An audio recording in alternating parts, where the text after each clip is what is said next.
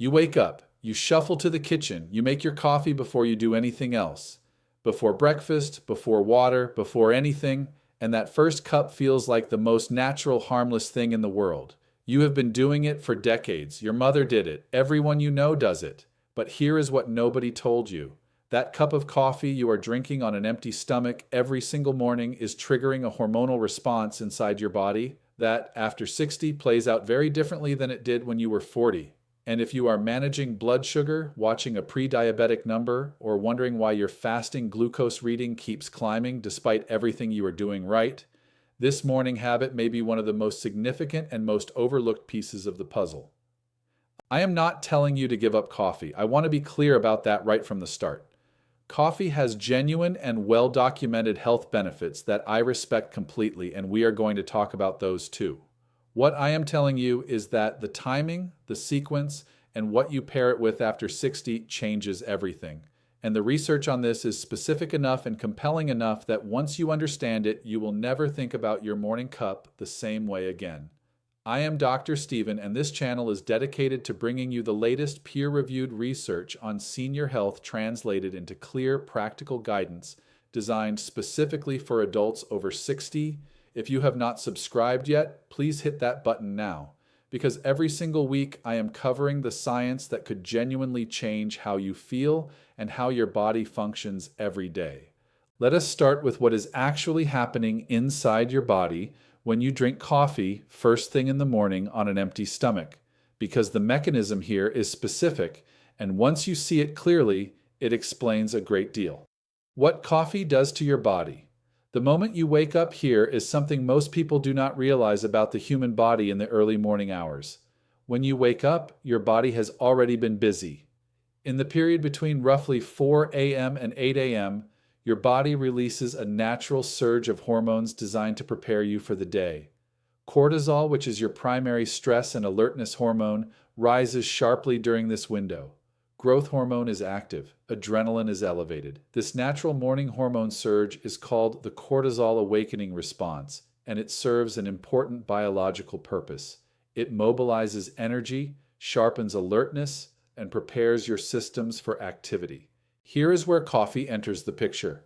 Caffeine works primarily by blocking adenosine receptors in your brain. Adenosine is the chemical that builds up throughout the day and makes you feel progressively sleepier. When caffeine blocks those receptors, you feel alert and awake. But caffeine does something else simultaneously that most people have never been told about. It stimulates your adrenal glands to produce additional cortisol and adrenaline on top of the natural morning surge your body is already generating. You are essentially adding a second wave of stress hormones onto a hormonal peak that is already elevated.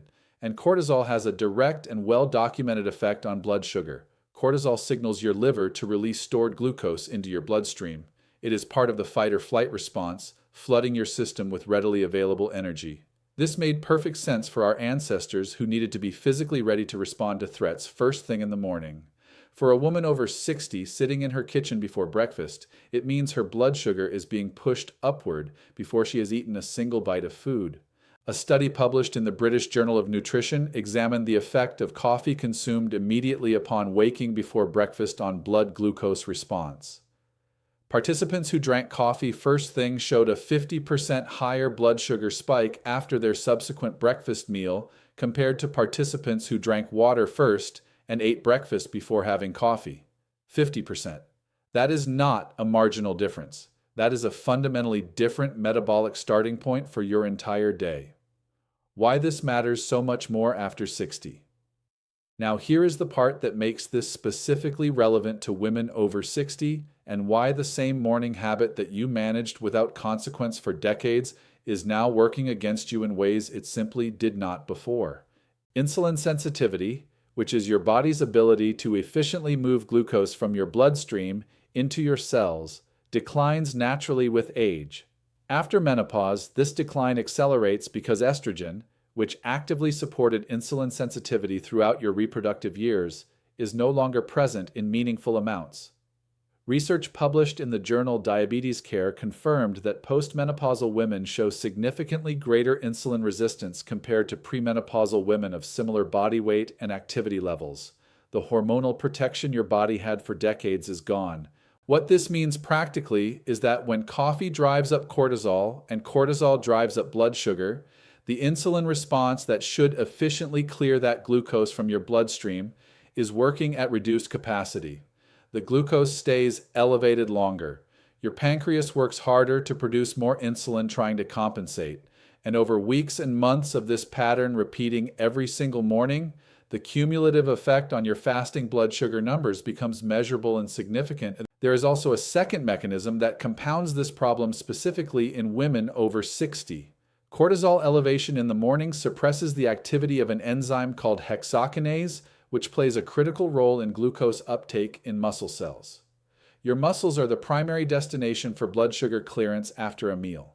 When hexokinase activity is suppressed, your muscles take up glucose less efficiently and blood sugar remains elevated for a longer window after eating.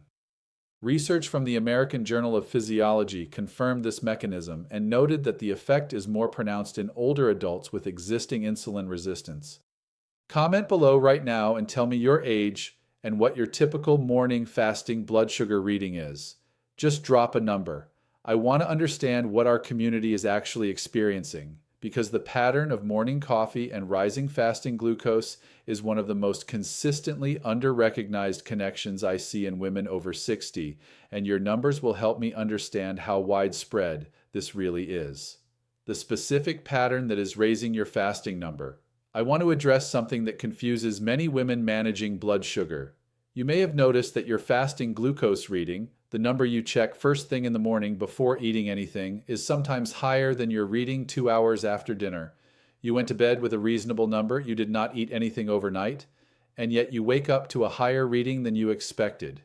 Your doctor may have mentioned the dawn phenomenon, which is the natural liver glucose release that happens in the early morning hours as cortisol rises. But here is what often gets missed. When you drink coffee immediately upon waking, you are amplifying that natural cortisol-driven liver glucose release.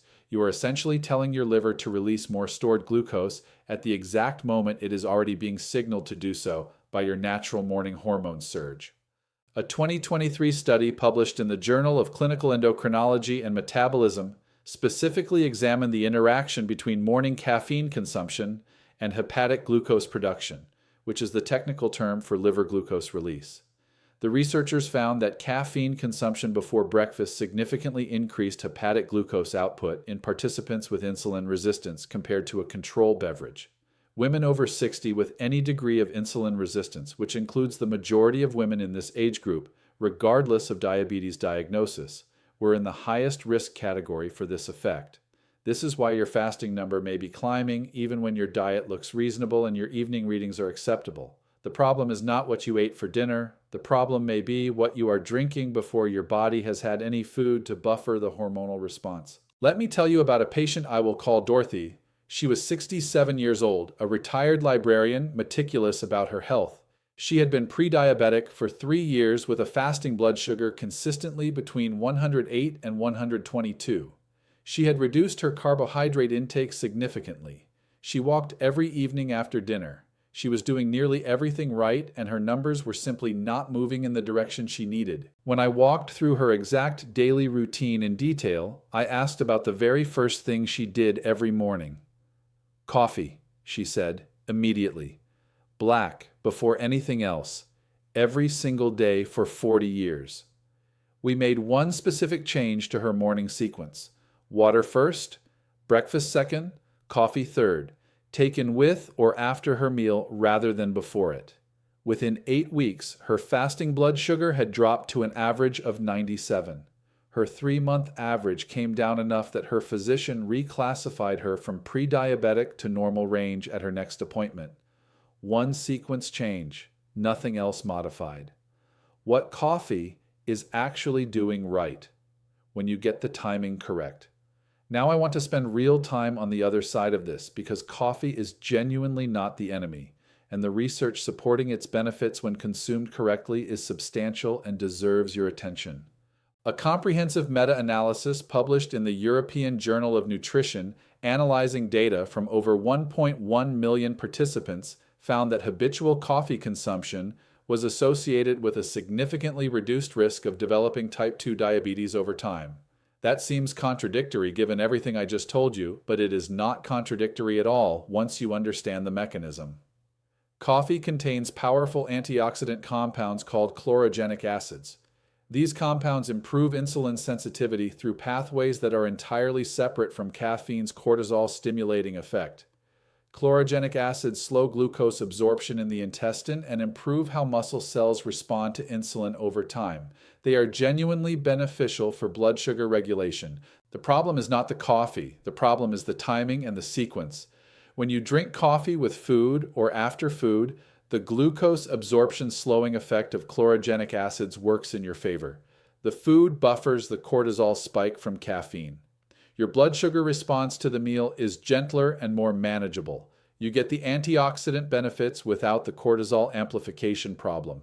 When you drink coffee on an empty stomach, you get the cortisol spike with nothing to buffer it, the liver glucose release with no food to contextualize it, and none of the glucose buffering benefits of chlorogenic acids because there are no carbohydrates present for them to slow. You are getting the worst of what coffee can do with none of the best. A 2022 randomized crossover trial published in the British Journal of Nutrition, which is one of the most rigorous study designs available, tested this exact question. Participants consumed coffee before breakfast on one trial day and the same coffee with breakfast on another trial day. When coffee was consumed before breakfast, blood glucose response to the subsequent meal was significantly elevated. When coffee was consumed with breakfast, blood glucose response was normal, and in some participants actually improved compared to the no coffee condition. Same coffee, same participants, different timing, dramatically different blood sugar outcome. The 4 practical changes that protect you without giving up coffee. Here is exactly what the research supports for women over 60 who want to keep their morning coffee and protect their blood sugar at the same time. Change number 1 is the sequence shift. Drink a full glass of water immediately upon waking before anything else. Then eat breakfast. Then have your coffee with your meal or within 30 minutes after finishing it. This single sequence change buffers the cortisol response, provides food to moderate the liver glucose release, and positions the chlorogenic acids in coffee to work beneficially alongside the carbohydrates in your meal, rather than in isolation. Change number 2 is the waiting window. Research suggests that waiting 90 minutes after waking before consuming caffeine allows your natural cortisol awakening response to peak and begin declining on its own before you add caffeine's stimulating effect. This prevents the double cortisol spike that drives blood sugar up in the morning. If waiting 90 minutes feels impossible, start with 45 minutes and build from there. Even a partial delay produces measurable benefit. Change number 3 is what you add to your coffee. If you currently drink your coffee with sugar, flavored syrups, or sweetened creamers, you are combining a cortisol spike with a direct glucose load in a way that compounds the blood sugar problem significantly. Switch to unsweetened options. A small amount of full-fat cream has minimal blood sugar impact. Cinnamon added to coffee has been shown in multiple studies to independently improve insulin sensitivity and is worth considering as a daily addition. Change number 4 is monitoring your personal response. If you have a home glucometer, check your fasting blood sugar before your morning coffee, and then check it again 60 minutes after drinking coffee on an empty stomach for 3 consecutive mornings. Then repeat the test drinking coffee with breakfast for 3 consecutive mornings and compare the numbers. Your own data from your own body is the most compelling evidence available, and it takes less than a week to collect. Before making any changes, please speak with your physician, particularly if you are managing diabetes and taking medication, because changes in blood sugar patterns require medication monitoring and adjustment under medical supervision. If you are on blood pressure medications, heart medications, or blood thinners, please discuss any significant dietary or timing changes with your doctor, as caffeine can interact with several of these medications in ways that require awareness. The coffee you love is not working against you. The timing you have followed for 40 years without question might be. The difference between a morning habit that harms your blood sugar and one that actually supports it is not what is in your cup. It is when you drink it and what comes before it. Comment below with one of these 3 responses. Comment switching if you are changing your morning sequence starting tomorrow. Comment your current fasting blood sugar number if you are comfortable sharing so our community can track real patterns together. And if someone you love is fighting a rising blood sugar number and cannot figure out why, share this video with them today. The answer might be sitting on their kitchen counter every single morning. I am Dr. Steven. Subscribe if you have not already, because next week I am covering the one breakfast food that millions of women over 60 believe is helping their blood sugar, but that new research shows is actually driving it higher every single morning. It is in most refrigerators right now. You will want to know before your next meal. Take good care of yourself.